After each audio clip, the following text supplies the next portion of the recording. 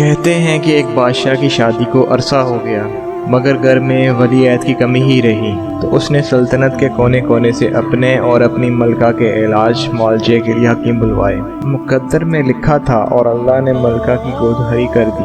بیٹا پیدا ہوا تو بادشاہ کو یہ دیکھ کر چپ ہی لگ گئی کہ اس کے بیٹے میں ایک پیدائشی معذوری تھی اور وہ ایک کان کے ساتھ پیدا ہوا تھا۔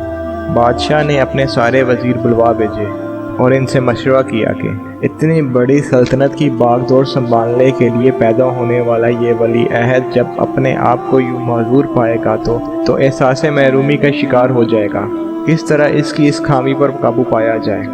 وزیروں نے مشورہ دیا، بادشاہ سلامت، یہ تو کوئی بات ہی نہیں، اعلان کرا دیجئے کہ آج سے جو بھی بچہ پیدا ہو اس کا ایک کان کاٹ لیا جائے۔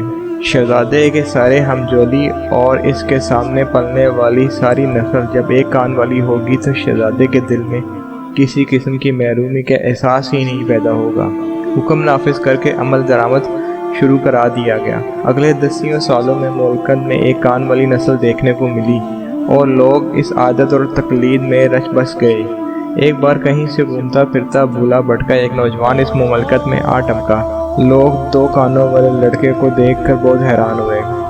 بچے اس عجیب الخلقت نوجوان کے پیچھے پڑ گئے اور 2 کانوں والا کہہ کر چھیڑتے۔ اس نوجوان کو بھی اپنا آپ ایک عجوبہ لگنا شروع ہو گیا۔ تاکہ وہ ان لوگوں میں تماشا بن کر نہ رہے، اس نے اپنا ایک کان ہی کٹوا لیا۔ کیا ایسا ممکن ہے کہ پوری کی پوری خلقت ہی ایسی عقلی معذور بن جائے؟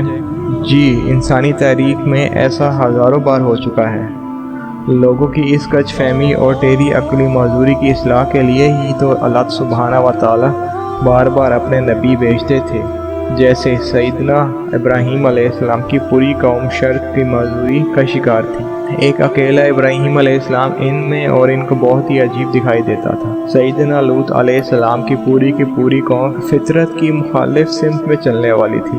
ایک اکیلا لوط علیہ السلام ان میں عجیب دکھائی دیتا تھا کیونکہ وہ ان جیسا کام نہیں کرتا تھا۔ سیدنا شعیب علیہ السلام کی پوری قوم سود اور چور بازاری میں ایسی مبتلا تھی کہ ان میں اکیلا شعیب علیہ السلام بہت ہی انوکھا نظر آتا تھا۔ دیکھیے، فقہ میں ایک بنیادی اصول یہ ہوتا ہے کہ سب لوگوں کا کسی ایک بات پر متفق ہو جانا اسے حلال نہیں بنا دیا کرتا۔ غلط ہمیشہ غلط رہے گا، بھلے ساری مخلوق اسے کرنا شروع کر دے، اور صحیح ہمیشہ صحیح رہے گا، بھلے مخلوق میں کوئی ایک بھی اسے کرنے پر آمادہ نہ ہو۔